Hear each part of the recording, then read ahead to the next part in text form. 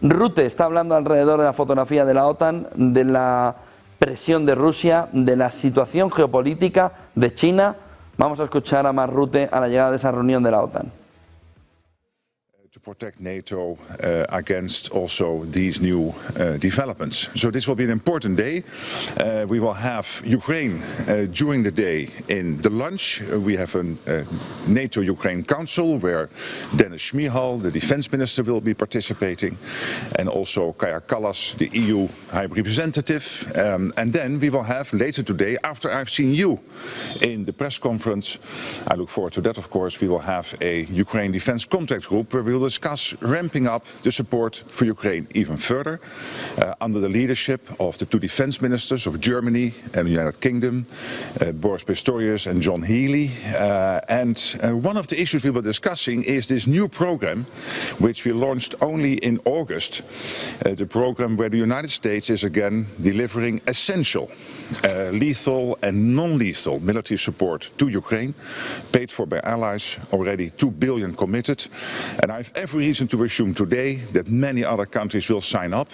This is crucial stuff, including air defense systems and particularly interceptors, important for Ukraine to make sure that their civilian population, their crucial infrastructure is as much protected as possible against the continuous Russian onslaught. So with that, happy to answer a few questions, and then again we'll see each other later today in a press conference. Is the EU drone wall helpful, or is it doubling up on NATO's efforts? I can assure you that the EU and NATO are really working very well together. There is no doubling at all.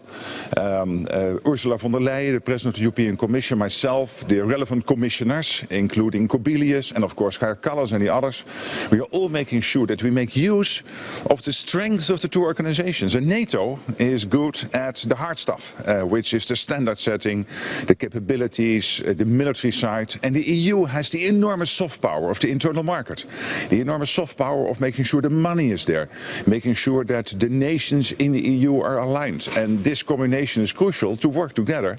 It's one of the things the Russians try to divide. They are not successful.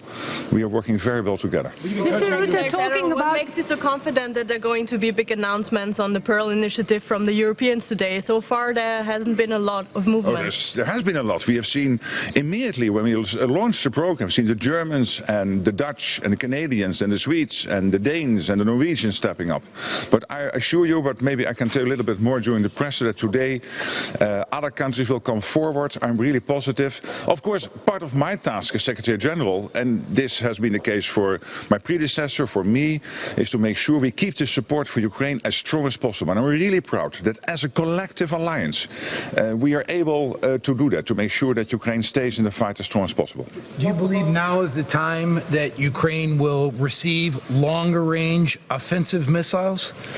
Well, this is not an issue to be discussed today, because that is a bilateral question. So what nations, yes or no, want to supply to Ukraine, but it's not on the table today. From Balkans, what about Serbia's President Vucic about the declaration that it will have a war? He declared that nowadays, and Kosovo's institutions condemn that. We follow all the events closely in the Western Balkans. Maybe it might also come up as an issue generally, but I'm not sure that it will be so specific as in your question. From Ukraine. Did you change red lines regarding Russia after drones in European sky? Well, there have been many questions about whether NATO is capable or not to make sure that if something happens in our airspace, we can act decisively if necessary, and we can. I can really assure you.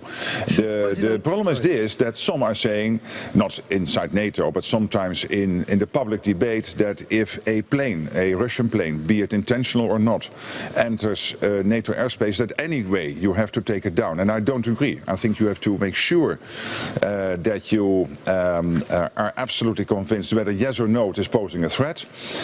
If it is posing a threat, we can do everything needed to make sure the threat will not materialize. But if it is not posing a threat, a strong alliance, and NATO is so much stronger than Russia, we are infinitely more capable. Then of course our role is to make sure that that plane drifted outside of its airspace into NATO airspace will gently be guided outside our airspace, and and then make clear to the Russians, stop doing this. It was a question from Ukraine. Yeah. Yes. Secretary General, is there a need to make any NATO-level decision on shooting down the drones or whatever interferes the airspace, or can any individual member state like Poland do it on their own without looking for any sort of permission from NATO? Thank you. Let me, through you, and this is a Ukrainian question, but let me use your question to tell the Russians that if they intentionally would try anything against NATO, we have everything in place and all the authorities to make sure we can defend every inch of NATO airspace and NATO territory. When it comes to the drones, obviously learning from you, from Ukraine, we are making sure that we will implement as soon as possible the latest technologies. This is not new, you always have to adapt. But when you look at what happened in Poland and in Estonia, I think we acted exactly as you expect us to react, which is when it comes to the drones, to make sure that drones posing a threat were shot down, and when it comes to the MiG-31 into Estonian airspace, to assess whether they were a threat. They were not, so they were guided outside airspace by Italian F-35s, and this is exactly how we trained and prepared. And hey guys, this is not new. We do this now for 60, 70 years. We did it with the Soviets, with the Russians. So some of this debate I'm seeing in the public sphere about does NATO have the authorities? Yes, we have. And obviously you every day have to make sure you adapt to the latest technologies. Final question, and then I'll see you this afternoon. Sir. Allied military support has dropped. I was thinking of the guy behind you, but you can also ask a question. Okay, thank you.